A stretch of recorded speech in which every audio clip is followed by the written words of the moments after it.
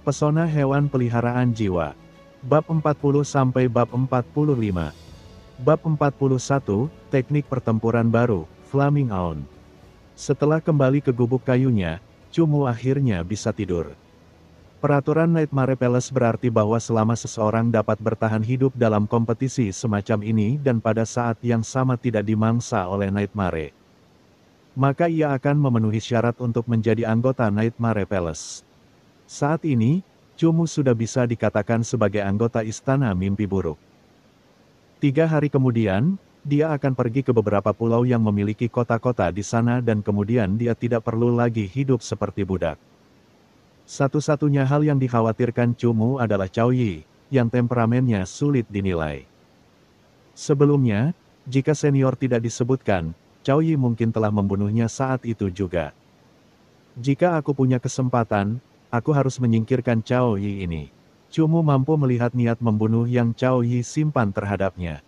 Bahaya tersembunyi semacam ini bisa memberinya banyak masalah. Setelah kembali ke gubuk kayunya, Cumu tidak langsung tidur. Latihannya telah menghabiskan sekitar 30 hingga 40% kekuatan jiwanya. Memanfaatkan fakta bahwa White Nightmare belum makan, Cumu perlu memulihkan kekuatan jiwanya sesegera mungkin. Dia diam-diam berkultivasi dari fajar hingga menjelang senja ketika mimpi buruk putih akhirnya terbangun. Untuk pertama kalinya, ia meminta makanan kepada Cumu setelah memasuki tahap ke-9. Kekuatan jiwa Cumu yang telah dikeluarkan telah pulih sepenuhnya saat itu, dan ia menggunakannya untuk memberi makan mimpi buruk putih. Dalam kesadaran Cumu, mimpi buruk putih mengeluarkan teriakan yang menunjukkan bahwa ia telah makan cukup dan sekali lagi memasuki tidur nyenyak. 80%. Aku masih punya 20% lagi, jadi aku masih baik-baik saja. Senyum akhirnya muncul di wajah Cumu. Setelah kekuatannya mencapai Remembrance ketiga dari Soul Soldier, dia seharusnya telah membuat jarak yang jelas dengan White Nightmare tahap 9. Cumu sekarang dapat memiliki 20% dari Soul Power miliknya. Lihat rekomendasi kami yang disusun khusus untuk Anda. Lihat rekomendasi kami yang disusun khusus untuk Anda. Umpan penemuan. Teknik jiwa Chong Mei menghabiskan sekitar 40% kekuatan jiwa Cumu. Di saat yang genting, Cumu masih bisa menggunakannya. Lebih jauh lagi, begitu dia meninggalkan Pulau Mimpi Buruk Qian dan menjadi anggota Istana Mimpi Buruk, Cumu akan dapat mengakses teknik jiwa lainnya. Penipisan teknik jiwa tersebut seharusnya tidak sebesar itu. Kekuatan jiwa yang tersisa dari Mimpi Buruk Putih dapat dianggap telah melepaskan beberapa kunci yang menahan Cumu. Setelah pertarungan, Cumu tidak perlu lagi bersembunyi. Ketika malam tiba, Cumu mulai melatih Mo Xie sekali lagi. Dia terus mengikuti rangkaian pelatihan yang sama, menggunakan 20% energi mahkota kristal jiwa binatang untuk membaptis Mo Xie. Dan 10% energi mahkota kristal jiwa jenis api untuk meningkatkan atributnya. Terjadi transformasi. Ketika Cumu menyelesaikan pelatihan hari ini, dia segera menemukan beberapa perubahan pada tubuh Mo Xie. Yang paling nyata ialah bahwa cakar yang tersembunyi dalam bantalannya tidak lagi sekadar menjadi lebih tajam, tetapi cakar muda ini malah rontok dan kini cakar baru tumbuh dari bantalannya. Cakar tahap kedua, cakar penghukum. Setelah menyadari perubahan Mo Xie, Cumu langsung menunjukkan ekspresi kegembiraan yang luar biasa. Berevolusi dari cakar muda tahap pertama ke cakar penghukum tahap kedua umumnya membutuhkan waktu yang lama dengan latihan yang tiada henti. Transformasi kali ini memungkinkan cakar Mo Xie untuk langsung meningkat satu tahap. Ketajaman Punishing Claws tahap kedua adalah 1 kali lebih tajam dari tahap terakhir yang close. Bahkan jika seseorang terus-menerus bertarung sepanjang malam, lecet tidak akan terjadi seperti sebelumnya. Transformasi dari yang Claws tahap pertama ke Punishing Claws tahap kedua menyebabkan kekuatan serangan Mo Xie meningkat pesat. Mungkin tekniknya juga akan berubah. Selama sesi pelatihan ketiga, Cumu mengubah proporsi atribut dan hanya memperbolehkan Mo Xie menggunakan atribut api. Pada sesi pelatihan terakhir, Cumu sekali lagi mengeluarkan 20% energi atribut api untuk Mo Xie sebelum menuangkan 10% energi atribut tipe binatang untuk Mo Xie. Cumu melakukan ini agar transformasi Mosie menjadi rubah cahaya bulan tahap kedua memiliki atribut api. Namun, yang benar-benar mengejutkan Cumu adalah bulu berwarna perak milik Mosie tiba-tiba berubah. Kilau peraknya berubah menjadi lebih berkilau dan mempesona, secara mengejutkan memasuki evolusi terakhir dari bulu tahap pertama. Cumu terus-menerus menggunakan inti jiwa tipe binatang untuk memberi makan Mosie selama masa pelatihan mereka. Ketika Mosie mencapai tahap ke-9 dari bentuk pertama, serangan utamanya dan bulu pertahanannya masih terjebak di tahap akhir. Intip rekomendasi terbaru kami di sini. Intip rekomendasi terbaru kami di sini. Umpan penemuan. Namun, kali ini setelah pelatihan, bulu pertahanan Mosie akhirnya memasuki tahap akhir dari bulu tahap pertama. Selain itu, dari perspektif pertumbuhan, tidak akan lama sebelum dia bisa memasuki tahap bulu wol anil tahap kedua. Bulu kayu anil tahap kedua adalah bulu pertarungan yang sangat unik untuk hewan peliharaan jiwa. Saat mengejar sesuatu, bulunya akan menjadi sangat lembut, membentuk garis yang halus dan mengurangi hambatan udara. Di sisi lain, saat bertahan, bulu kayu anil tahap kedua akan menjadi ulet dan kemampuan perlawanannya akan mencapai kondisi yang mengerikan. Kalau Mosie mampu mencapai bulu wol anil tingkat kedua, bahkan jika dia berhadapan dengan serangan ganas serigala pemburu tingkat 9, serigala iblis, dia mungkin hanya akan mengalami luka ringan. Meskipun bulu pertahanan belum mencapai tahap kedua, itu bukan masalah besar. Jangan terburu-buru, Cumu sangat puas dengan hasil sesi pelatihan ini. Dengan kondisi Mosie saat ini, bahkan jika 4 serigala pemburu Zhou Sheng mau muncul, mereka pasti bukan lawan Mosie. Selain itu, yang lebih dinantikan Cumu adalah apakah penambahan atribut api akan memberi Mosie kemampuan baru. Transformasi Mosie relatif jelas terlihat selama sesi pelatihan ketiga. Namun, selama sesi pelatihan keempat dan kelima berikutnya, Mosie tidak mengalami perubahan yang lebih jelas lagi. Ini karena Mosie saat ini berada pada tahap pertama dari bentuk kedua dan tubuhnya memiliki batas, sehingga cakar dan bulunya tidak dapat tumbuh berlebihan. Alasan lainnya adalah karena kualitas kristal jiwa ini tidak lagi dapat memuaskan tahap Mosie saat ini. Energi yang berlebihan akan menjadi makanan yang dicerna. Besok sudah waktunya untuk meninggalkan pulau. Saat malam tiba, Cumu sengaja membawa Mosie keluar dari perkemahan untuk melihat kemampuannya setelah penambahan atribut baru. Mosie, Cumu melantunkan mantranya dan memanggil Mosie di depannya. Cahaya biru muda perlahan mengembun di depannya sebelum perlahan surut. Di tengah desain Soul Park, Mosie yang cantik dan agung muncul, dengan sifatnya yang liar. Mosie mengangkat kepalanya dan melolong. Suara lolongan rubah itu langsung bergema di seluruh hutan dan mengejutkan banyak burung kecil hingga terbang menjauh. Zizizi. Dari dalam pohon tumbang di dalam hutan tiba-tiba terdengar suara jeritan yang menusuk telinga. Kemudian, seekor hewan peliharaan terbang berwarna hitam tiba-tiba berputar-putar di udara seolah-olah mengeluh tentang Mosie yang membuat keributan di wilayahnya. Kelelawar malam gelap tahap 5 tingkat pertama. Sempurna sekali untuk latihan. Ketika Cumu melihat hewan peliharaan jiwa yang berisik itu, senyum muncul di wajahnya. Mosie mengangkat kepalanya, pupil matanya yang berwarna perak dengan penuh perhatian mengamati kelelawar itu. Tiba-tiba, jejak api yang mempesona melintas di pupil matanya. Awan api. Pada saat pertama, Cumu menyadari perubahan Mosie dalam hal ini. Flame On adalah teknik pertempuran tipe api dan merupakan cara paling langsung untuk menyebabkan luka bakar.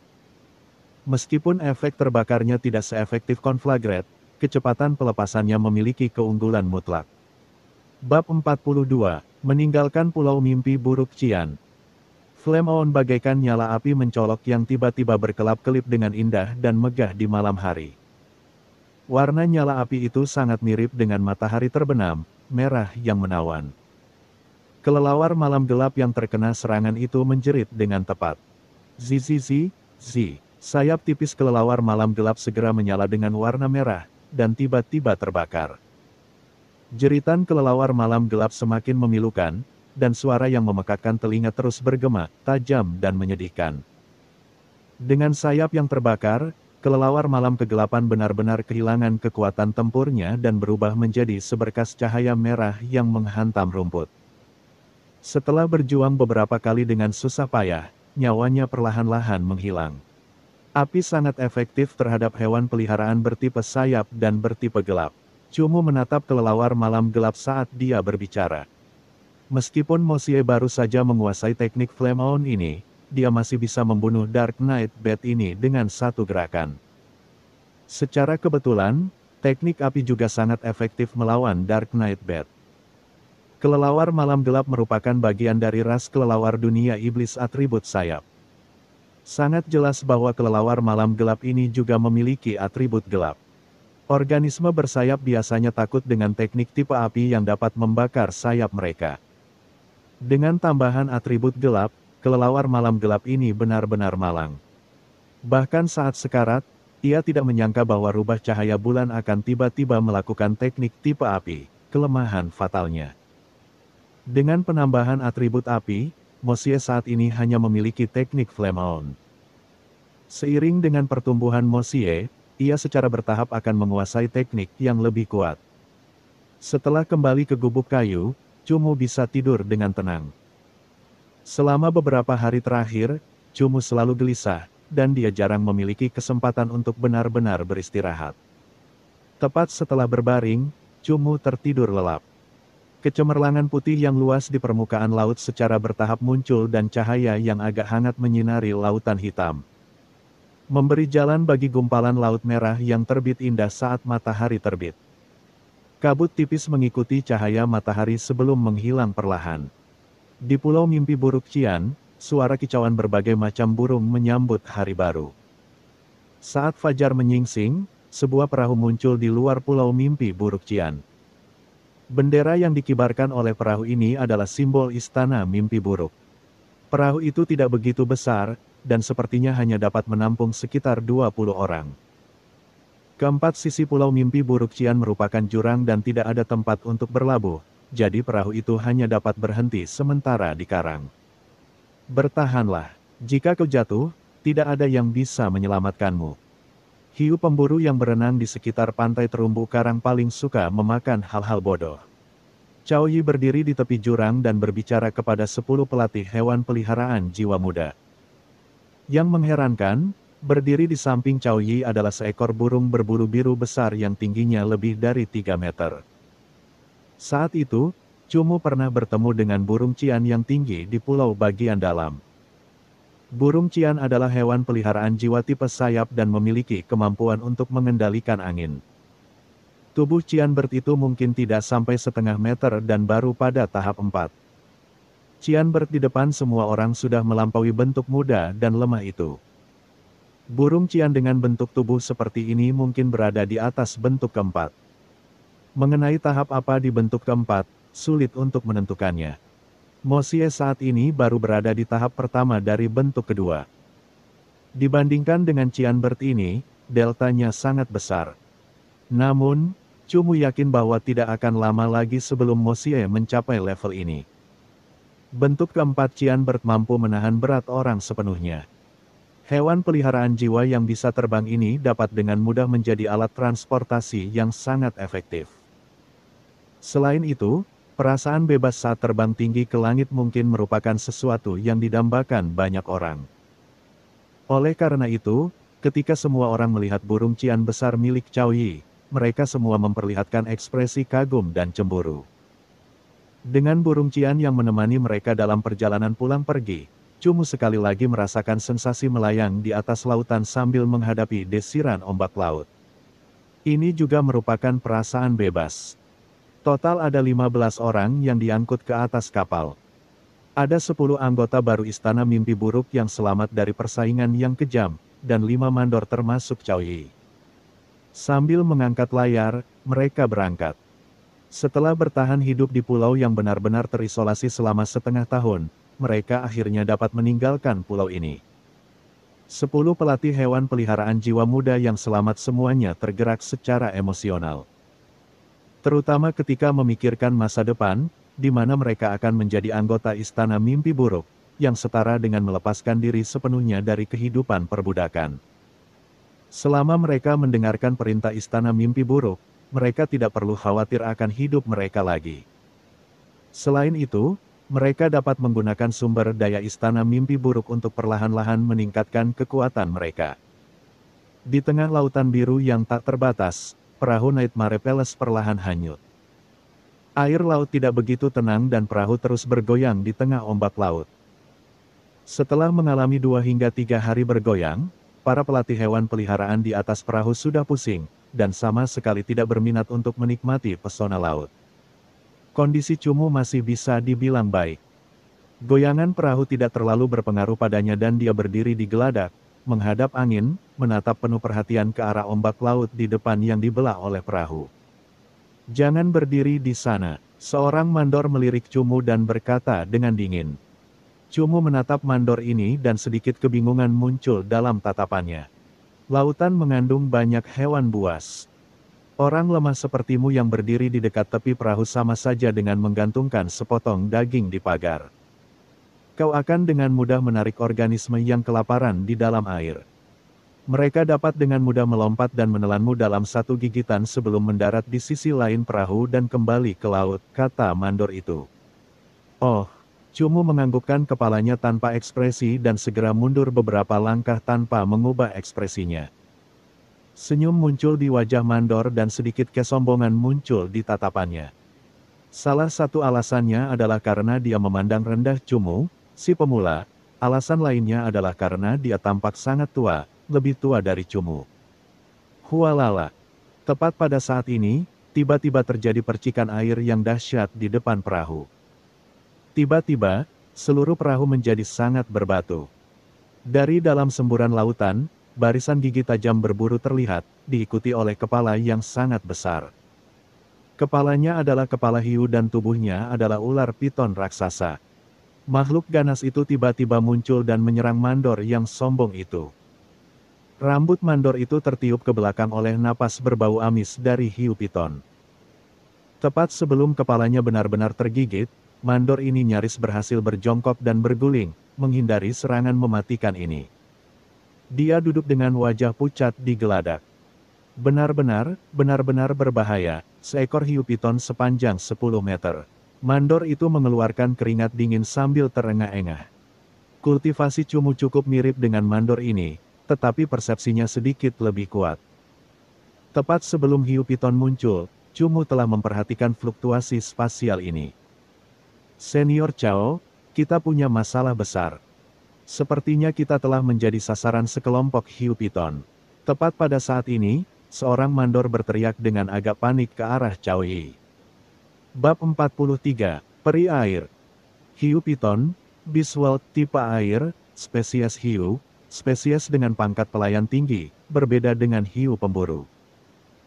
Hiu piton ini hidup di lautan yang jauh, dan biasanya bermigrasi dalam jumlah besar untuk memangsa organisme atau armada yang lebih besar untuk mendapatkan berbagai jenis makanan.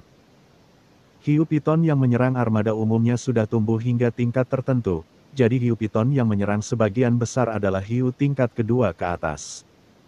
Tidak ada hiu tingkat pertama yang muncul.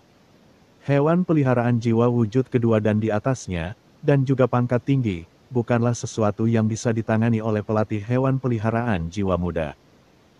Cao Yi masih perlu bergantung pada anggota baru seperti Cumu untuk mendapatkan keuntungan dari istana mimpi buruk, jadi tentu saja dia tidak bisa membiarkan sesuatu terjadi pada mereka.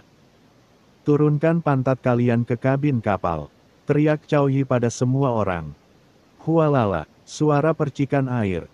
Tepat saat Cao Yi selesai berbicara, gelombang setinggi lebih dari 10 meter tiba-tiba muncul. Di dalam gelombang yang berbusa itu, organisme raksasa sepanjang 10 meter melompat keluar dan terbalik tepat di atas bagian tengah perahu, menghantam wajah semua awak kapal dengan ganas. Ayah! Ekor ular air yang menakutkan melintas. Seketika, tiang bendera yang seperti pohon itu patah, jatuh dan menghancurkan dek.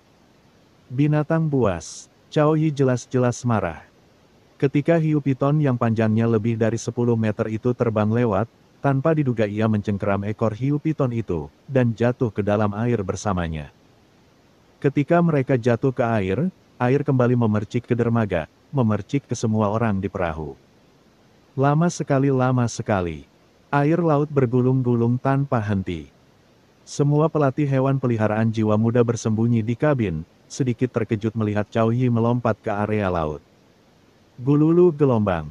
Air laut menggelembung. Tiba-tiba terdengar suara gemuruh yang sangat keras dan air tiba-tiba meledak, memperlihatkan pusaran air yang menyedot ke atas, memutar air. Di dalam pusaran air yang berputar, makhluk biru tua yang terbentuk dari air perlahan muncul. Makhluk ini memiliki tubuh berwarna biru tua yang cair, kepala yang agak mirip manusia yang terbuat dari air, lengan yang seperti cambuk air seperti ular, dan tubuh bagian bawah yang setengah kosong seperti kabut. Peri air. Ketika para pelatih hewan peliharaan jiwa yang mengamati dari kabin tersembunyi melihat hewan peliharaan jiwa yang luar biasa ini, mereka merasa takjub. Peri air berasal dari dunia elemental, tipe air, spesies peri, tingkat pelayan tinggi. Peri air bisa dikatakan sebagai organisme dunia elemental yang paling umum. Banyak pelatih yang bersentuhan dengan air sering menempatkan peri air sebagai pilihan pertama mereka untuk hewan peliharaan berjiwa tipe air. Peri air yang ditampilkan di depan semua orang berwarna biru tua, jelas tidak memiliki wujud bayi yang transparan. Itu adalah hewan peliharaan jiwa bentuk ketiga. Menurut pengetahuan Cumu tentang peri air yang dipanggil Cao Yi seharusnya berada dalam bentuk ketiga tahap ke-8. Hewan peliharaan jiwa Cao Yi hampir semuanya di atas bentuk ketiga, aku tidak akan menjadi tandingannya dalam waktu dekat, pikir Cumu. Mo Xie baru saja mencapai bentuk kedua, dan peringkat spesiesnya masih lebih rendah dari hewan peliharaan jiwa Cao Yi. Tanpa bermutasi, bahkan jika Mo Xie mencapai bentuk keempat, dia tetap tidak akan sebanding dengan hewan peliharaan jiwa Cao Yi. Namun, jika dipikir-pikir lagi, Cao Yi sudah menjadi pria parubaya yang berusia 40-an, sedangkan Cumu baru berusia 15 tahun. Selisih usia 20-an tahun tidak mudah untuk ditutup dalam waktu singkat. Sampah yang ceroboh, beraninya kau menghancurkan kapalku. Cao Yi berdiri di samping peri airnya. Di bawah kakinya muncul pusaran air khusus yang mencegahnya tenggelam ke dalam air. Bunuh dia, perintah Cao Yi pada peri airnya. Peri air tidak menunjukkan emosi apapun. Ia mengangkat lengan airnya yang seperti cambuk dan menamparkan air laut dengan keras. Seketika, terjadi penurunan tanah yang besar tepat di tempat hiu piton berenang. Kau ingin melarikan diri, tatapan mata Cao Yi menjadi dingin. Tiba-tiba, sambil melantunkan mantra, cahaya putih salju muncul di sekelilingnya, dengan cepat berubah menjadi sinar cahaya dan melesat ke lautan. Hiu piton menyadari kekuatan peri air sehingga ia ingin berenang ke perairan yang lebih dalam, tetapi air di bawahnya tiba-tiba mulai membeku, dengan cepat berubah menjadi dinding es yang kokoh. Peng! Hiu piton menabrak dinding es yang sangat kokoh, bergetar dengan jelas. Melihat Cao Yi mengeluarkan teknik jiwa lainnya, Cumu mengernyitkan alisnya. Teknik jiwa yang digunakan Cao Yi jelas bertipe S. Kebanyakan pelatih menggunakan hewan peliharaan jiwa mereka sebagai metode serangan utama. Tentu saja, jika ada pelatih yang dapat menguasai teknik yang bahkan lebih baik daripada hewan peliharaan jiwa mereka, mereka juga bisa menjadi sangat berbahaya. Misalnya, teknik jiwa Cumu, Chong Mei. Chong Mei adalah kemampuan di mana pelatih, melalui ikatan mentalnya dengan hewan peliharaan jiwanya, meniru kemampuan hewan peliharaan jiwa dan menggunakannya dengan kekuatan jiwa mereka sendiri. Cumu menggunakan teknik jiwa Chong Mei untuk meniru mantra Mo Xie. Sebagai prajurit roh, efek mantra Cumu jauh lebih kuat daripada Mo Xie tingkat ke-9. Tidak hanya dapat membuat hewan peliharaan jiwa linglung, tetapi juga memengaruhi Tang Xian, yang berdiri cukup jauh. Mantra tidak termasuk kemampuan yang sangat berbahaya, terutama karena itu hanyalah kemampuan dasar Moonlight Fox. Jika Cumu memiliki hewan peliharaan yang lebih kuat dengan kemampuan yang lebih mengerikan, dan Cumu menggunakannya dengan kekuatan jiwanya sendiri, maka kekuatan yang dihasilkan akan sangat hebat. Setidaknya Cumu yakin bahwa jika dia menggunakan Flame On melalui Chong Mei, itu akan menjadi 3 kali lebih kuat daripada jika Mo Xie menggunakannya. Pelatih hewan peliharaan jiwa membuat hewan peliharaan jiwa mereka bertarung terus-menerus, yang menyebabkan mereka terus tumbuh dan berkembang. Pelatih hewan peliharaan jiwa juga sama, terus-menerus meningkatkan jiwa remembrance mereka dan membuat diri mereka lebih kuat. Peri air milik Cao Yi jelas lebih kuat dari hiu piton, yang hanya memiliki tubuh besar. Pertarungan itu tidak berlangsung lama sebelum warna merah yang menawan menyebar di dalam air. Hiu piton yang dibunuh Cao Yi jelas merupakan pemimpinnya. Begitu mati, hiu tingkat rendah lainnya tentu tidak berani mengganggu kapal lebih jauh. Bos Cao memang kuat, peri airmu semakin lama semakin kuat, sesuai dengan bakat air level 6-nya. Para mandor, melihat Cao Yi membawa peri airnya yang kuat kembali ke perahu. Segera menyambutnya dengan pujian yang menyanjung. Senyum mengembang di wajah Cao Yi. Meskipun peri airnya hanya berada di tingkat pelayan tinggi, kemampuannya mengendalikan air tidak lebih buruk daripada hewan peliharaan jiwa tingkat tinggi. Itu adalah salah satu hewan peliharaan jiwa yang sangat dibanggakan Cao Yi. Bab 44, Mimpi Buruk Qian di Pulau Utama. Kerusakan pada layar tidak memengaruhi pelayaran. Setelah seharian berlayar, orang-orang di atas kapal perlahan-lahan menyadari sebuah pulau perlahan muncul di cakrawala. Saat perahu semakin dekat, pulau itu perlahan membesar. Datar, hijau subur, dan penuh kehidupan, tampak seolah-olah mereka sudah mendekati tepi benua. Ini adalah pulau utama mimpi buruk Qian. Di masa depan, sebagian besar waktu kalian akan dihabiskan di sini. Jika kalian berhasil, kalian mungkin akan dikirim ke pulau yang lebih besar atau bahkan daratan utama.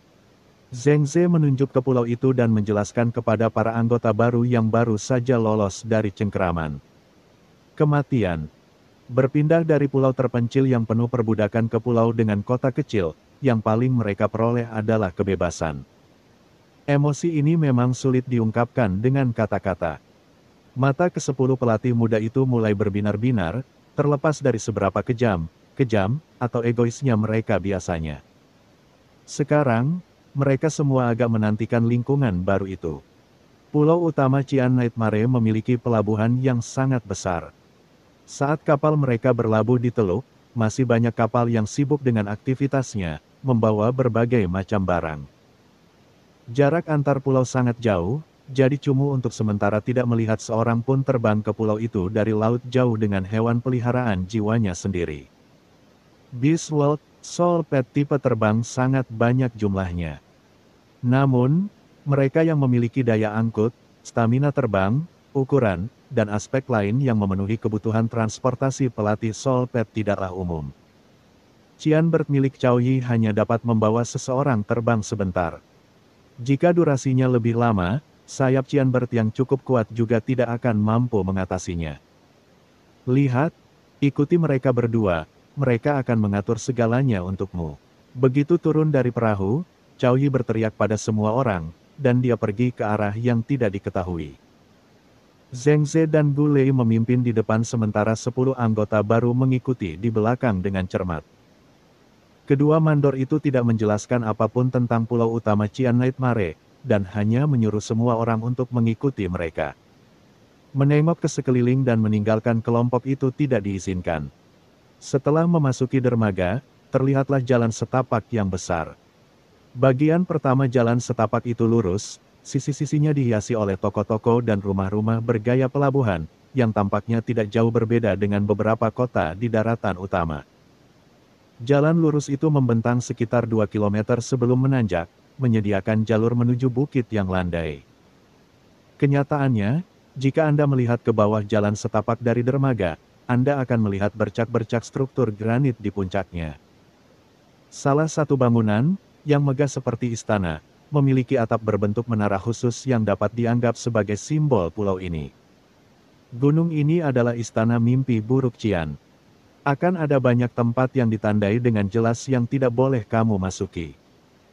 Istana mimpi buruk Qian ini adalah salah satunya, karena kamu belum memiliki kualifikasi untuk memasukinya. Bangunan di istana mimpi buruk Qian jelas lebih indah dibandingkan bangunan di kota di bawahnya. Tetapi Zheng Ze dan Gu Lei tidak mau repot-repot membawa Cumu dan yang lain ke sekitar istana mimpi buruk, dan malah membawa mereka ke lingkaran rumah-rumah biasa. Kalian sekarang adalah pelayan terendah, tanpa gelar apapun. Selain bisa hidup di pulau ini, jika kalian, yang tidak memiliki kekuatan, tidak mematuhi perintah, kalian akan dihukum mati. Dalam beberapa hari lagi aku akan membawamu ke istana mimpi buruk untuk bertarung melawan anggota pulau lain. Tugas dan tanggung jawab akan diberikan sesuai dengan kekuatanmu. Dengan sebuah pekerjaan, kamu akan menerima sumber daya yang sesuai. Yang perlu disebutkan adalah, menurut peringkat job battle-mu, kamu akan menerima hadiah tertentu. Tentu saja, semakin baik peringkatmu, semakin baik pula hadiahmu. Aku ingat hadiah beberapa waktu lalu untuk beberapa yang teratas adalah soul pet dengan potensi tinggi. Jika kata-kata Zheng Ze sebelumnya membuat semua orang putus asa, kemungkinan mendapatkan hewan peliharaan jiwa peringkat prajurit mencerahkan mata semua orang lagi. Pangkat spesies terendah adalah pangkat pelayan, yang dibagi menjadi rendah, sedang, tinggi. Tingkatan warrior jelas berada di atas tingkatan high servant. Soul pet dengan tingkatan warrior, bahkan di fase awal, harganya sangat mahal karena, setelah pelatihan yang tepat, pada tahap tertentu. Tingkatan medium dan high servant tidak akan sebanding dengan mereka. Jika saja beberapa dari kalian bisa mendapatkan pangkat lebih tinggi, dan mendapatkan pekerjaan yang layak. Zheng Ze berkata dengan nada aneh. Sekarang kamu tinggal di sini. Tidak akan jauh berbeda dengan kamar kayumu sebelumnya. Sekarang, kamu tidak akan banyak dibatasi. Kamu bisa berjalan-jalan di kota, tetapi yang perlu kukatakan kepadamu adalah bahwa statusmu adalah pelayan terendah. Jangan pergi ke tempat yang tidak seharusnya kamu kunjungi dan beri hormat kepada semua orang yang perlu kamu kunjungi. Setelah Zheng Ze selesai berbicara, dia memberi semua orang 1 emas untuk membeli kebutuhan di kota. Setelah menerima emas, Cumu kembali ke kamarnya sendiri. Tidak seperti kamar sebelumnya, kali ini Cumu mendapatkan kamarnya sendiri, dan ia dipisahkan dari Ting Yu oleh dinding kayu. Cumu juga menyukai ruang pribadi ini. Lagi pula, dia punya banyak rahasia yang tidak ingin diketahui orang lain. Cumu tidak tinggal lama di kamarnya. Saat ini dia benar-benar ingin tahu sumber daya apa saja yang ada di pulau ini yang dapat meningkatkan kekuatannya dengan cepat. Pertama-tama, dia secara alami pergi ke pasar kota. Cumu mengganti pakaiannya dan pergi ke jalan utama sebelumnya. Cumu, tepat saat dia hendak pergi, Feng Gu menghampirinya dari depan. Feng Gu menyapa Cumu dengan ramah. Cumu hanya mengangguk. Sejak Cao Yi mengungkap bahwa Cumu adalah pembunuhnya, semua orang memperlakukannya dengan sangat baik, termasuk Feng Gu. Dari ketidakpedulian dan sikap meremehkan sebelumnya hingga keramahan yang disengaja saat ini, alasannya sangat jelas. Toko-toko di jalan utama umumnya berfokus pada hewan peliharaan jiwa dan pelatihnya. Cumu berjalan melewatinya dengan kasar hingga ia melihat sebuah toko obat, dan ia pun masuk ke dalamnya. Toko itu memajang banyak bahan obat khusus. Semua bahan ini disimpan dalam tabung obat dan wadah lain agar khasiatnya tetap terjaga. Apa yang kamu butuhkan? Asisten toko berjalan keluar dari dalam toko, dan mengamati Cumu, dan berkata dengan tenang. Apakah kamu punya rumput biru surgawi? Tanya Cumu. Cumu pernah memperoleh Gyokuro Pungen. Setelah memperoleh rumput biru surgawi, dia dapat meramu obat tingkat ketiga, Gyokuro Pungen biru surgawi. Obat ini dapat langsung meningkatkan level Mo Xie sekitar 2 kali lipat. Saat ini, Cumu tidak peduli dengan hal lain, dan memusatkan seluruh perhatiannya pada cara meningkatkan kekuatannya dan kekuatan hewan peliharaan jiwanya, cara menjadi lebih kuat. 1 emas per tanaman, jawab asisten itu. Bab 45, dana tidak cukup, waktu berburu. 1 emas per tanaman, Cumu langsung pusing. Dia hanya memperoleh 1 emas dari mandor, dan emas ini seharusnya digunakan untuk membeli kebutuhan hidup. Perbandingan campuran Gyokuro Pungen dan rumput biru surgawi adalah 3:2. Oleh karena itu, untuk membuat Gyokuro Pungen biru surgawi dibutuhkan setidaknya 2 rumput biru surgawi, yang berarti Cumu harus membayar 2 gold. Cumu saat ini memiliki total 1 gold. Kamu seorang pesuruh, bukan? Asisten toko melihat ekspresi canggung Cumu dan tersenyum aneh. Cumu mengangguk, melirik asistennya. Setiap tahun sekitar waktu ini ada banyak orang yang memasuki pulau ini. Sebelum mereka mendapat pekerjaan, mereka hampir semuanya tidak punya uang. Kenyataannya, bahkan dengan pekerjaan, gaji Anda tidak seberapa dan Anda harus mengandalkan diri sendiri untuk mendapatkan lebih banyak. Asisten itu, yang tampak seperti tahu banyak, berkata kepada Cumu, apakah ada tempat yang menjual inti jiwa, kristal jiwa, atau bahan hewan peliharaan jiwa lainnya? Tanya Cumu. Keluar dari pintu dan belok kanan. 100 meter lagi, Anda akan melihat seorang lelaki tua dengan wajah aneh. Jawab asisten itu. Cumu mengangguk. Dia tahu dia tidak punya cukup uang untuk membeli 2 rumput biru surgawi. Jadi dia hanya bisa mengandalkan penjualan barang-barang lain untuk mendapatkan 2 emas. Ketika keluar dari toko, dia segera menemukan lelaki tua aneh yang disebutkan oleh asisten itu.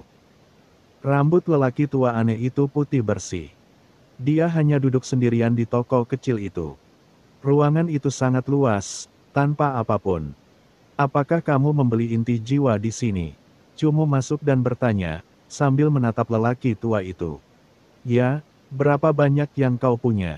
Pedagang tua itu bertanya pada Cumu dengan nada setengah mati dan putus asa. Makanan untuk Soul Pet sangatlah penting. Seringkali, pelatih Soul Pet harus pergi ke pasar untuk membeli Soul Core untuk makanan Soul Pet mereka. Hal semacam ini sangat banyak beredar di pasaran, hampir mirip dengan uang tunai. Tidak, aku tidak punya. Aku hanya ingin bertanya di mana kamu bisa berburu beberapa, dan berapa banyak yang kamu bersedia bayar untuk 1. Kata Cumu. Inti jiwa yang dimiliki Cumu hampir tidak ada nilainya. Mengandalkannya untuk mendapatkan emas adalah hal yang mustahil. Dan, untuk membiarkan Mosie berkembang ke arah yang lebih kuat, Cumu harus mempertimbangkan masalah pemberian makan. Dia tidak bisa hanya memberi makan Mosie inti jiwa tipe bis murni seperti sebelumnya. Bahkan memberi makan Mosie dengan 2 inti jiwa tipe bis dan 1 inti jiwa tipe fire pun tampaknya tidak cukup. Jadi sekarang dia perlu mencoba yang terbaik untuk membeli inti jiwa tipe duo untuk makanan Mosie. Karena harga inti jiwa tipe duo pasti lebih tinggi, Cumu harus memikirkan pendapatannya agar ia dapat memenuhi kebutuhan makanannya di masa mendatang.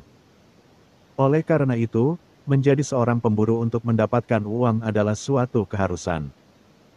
Untuk inti jiwa jenis tunggal, selain tipe elemen dan tipe jiwa murni, inti jiwa level 1 akan dibeli dengan perunggu, inti jiwa level 2 akan dibeli dengan perak. Dan level 3 akan dibeli dengan emas. Kata pedagang tua itu. 10 perunggu adalah 1 perak, dan 10 perak adalah 1 emas. Penjelasan pedagang tua ini tentang dibeli dengan perunggu, berarti bahwa untuk 1 inti jiwa tingkat tipe, harganya berkisar antara 1 perunggu hingga 10 perunggu. Inti jiwa hewan peliharaan jiwa tahap pertama semuanya adalah level 1, yang berarti inti jiwa tipe binatang milik Cumu sebelumnya hanya bernilai sedikit perunggu. Tempat mana yang cocok untuk berburu hewan peliharaan jiwa? Tanya Cumu. Keluarlah dari kota selatan, kamu akan menemukan beberapa di mana-mana. Semakin jauh kamu berjalan ke pedalaman, semakin kuat hewan peliharaan jiwa yang kamu temui. Penjual tua itu berkata dengan lesu, seolah-olah apakah Cumu berdagang dengannya atau tidak. Dia akan tetap terlihat tidak bersemangat. Cumu mengangguk dan tidak pergi ke tempat lain untuk berbelanja, sebaliknya langsung pergi ke selatan kota seperti yang dikatakan pedagang tua itu. Berharap dapat segera memperoleh cukup uang untuk memberi makan Mosie tahap kedua, dan memperoleh cukup uang untuk membeli 2 rumput biru surgawi juga. Agar Mosie dapat segera meningkatkan kekuatannya. Ketika berjalan keluar dari gerbang selatan, Cumu melihat beberapa pelatih menunggangi hewan peliharaan berkaki kuat memasuki kota. Perasaan bisa menunggangi hewan peliharaan dan berkeliaran dengan bebas membuat Cumu memiliki beberapa pemikiran untuk dirinya sendiri. Setelah meninggalkan kota, ia melihat padang rumput tropis yang agak datar. Di balik hamparan lahan kosong sejauh 100 meter itu, terlihatlah hutan pulau itu. Keluarlah, Mosie. Cumu tahu bahwa saat ia memasuki area hutan, ia mungkin akan bertemu dengan beberapa makhluk yang sangat agresif, jadi ia harus tetap waspada. Sejak evolusi fase kedua, Mosie belum benar-benar bertarung, jadi Cumu juga bisa mengukur kekuatan bertarung Mosie saat ini melalui pertempuran. Jenis serangga belalang sembah 4 bilah, sekitar tingkat ke-8, seharusnya tidak menjadi masalah untuk dihadapi. Cumu segera menemukan mangsa pertamanya di dalam hutan. Mosie yang haus pertempuran, setelah memasuki fase kedua, juga menjadi gelisah. Melihat belalang sembah, tanpa Cumu sengaja memerintahkannya, dia melangkah maju dengan cepat dan muncul di depan belalang sembah 4 pedang. Belalang sembah baru menyadari bahaya sudah dekat ketika Mosie sudah berada dalam jarak 5 meter darinya. Berbalik dengan lamban, sudah terlambat, karena Mosie sudah menerkamnya, cakarnya yang tajam menyapu dengan ganas. Sua. Belalang sembah memiliki baju besi keras, tetapi baju besi ini hanya level 1, jadi bagaimana ia bisa menahan cakar level 2 Mosie? Luka panjang segera muncul di tubuh belalang sembah, mengeluarkan cairan hijau. Belalang itu menjadi marah, keempat lengannya berubah seperti 4 sabit yang sangat tajam, langsung melemparkan tebasan pedang ke arah Mosie. 4 serangan menyapu ke bawah, menerbangkan dedaunan kemana-mana dan bahkan menebang pohon besar, namun tebasan pedang ini bahkan tidak menyentuh bulu Mosie. Tebasan pedang belalang sembah sama sekali tidak kalah dengan tebasan iblis serigala pemburu. Saat itu, Mosie perlu menggunakan bayangan bulan untuk menghindari mantra itu, tetapi yang dibutuhkan Mosie sekarang hanyalah beberapa gerakan dan lompatan sederhana untuk menghindarinya. Mantis tingkat ke-8 bukanlah tandingan Mosie. Mosie bahkan tidak perlu membuang tenaga apapun dalam menggunakan kemampuannya dan dengan mudah membunuh belalang sembah 4 pedang besar. Inti jiwa belalang sembah 4 pedang ini mungkin hanya bernilai 5 perunggu. Sepertinya akan sangat sulit untuk mendapatkan setidaknya 3 emas dalam waktu singkat. Cumu mengeluarkan kristal jiwa belalang sembah dan melemparkannya ke dalam tasnya. Hua-hua gelombang, tepat saat dia berdiri tegak, Cumu segera mendengar suara dedaunan bergetar. Mencari sumber suara, Cumu mengunci Soul Remembrance miliknya ke sebuah organisme di puncak pohon. Daun-daun hutan sangat lebat, jadi di antara dedaunan, Cumu hanya bisa melihat sedikit bulu berwarna putih keabu-abuan. Mosie merasakan aura hewan peliharaan jiwa lain dan segera memanggil makhluk berbulu putih abu-abu itu untuk menunjukkan dominasinya. Suara yang sedikit kesal terdengar dari arah itu, seolah-olah diprovokasi. Makhluk berambut abu-abu itu tiba-tiba melompat turun dari dedaunan, kakinya yang besar menginjak tanah, melemparkan dedaunan dan ranting-ranting menjauh darinya. Monster bulu, pangkat pelayan tinggi. Dari penampilannya, sepertinya dia berada di tahap kedua tahap ketiga. Mosie, ini sangat cocok untuk musuh sungguhan pertamamu pasca evolusi. Sudut mulut Cumu terangkat dan matanya menatap hewan peliharaan jiwa yang pemarah itu. Dan, cerita pun bersambung. Terima kasih buat Anda yang sudah mengikuti alur cerita The Charm of Soul Pets di channel Novel Donghua, dan yang sudah bantu subscribe. Semoga selalu diberi kesehatan, dimudahkan segala urusan, dilancarkan usahanya, dan dimurahkan rezekinya. Bagi yang suka dengan alur cerita Donghua yang lainnya, silahkan cek di playlist, yang tentunya pasti tidak akan kalah seru ceritanya. Dan semuanya sudah Mimin rangkum di sana. Semoga bisa terhibur dan terima kasih.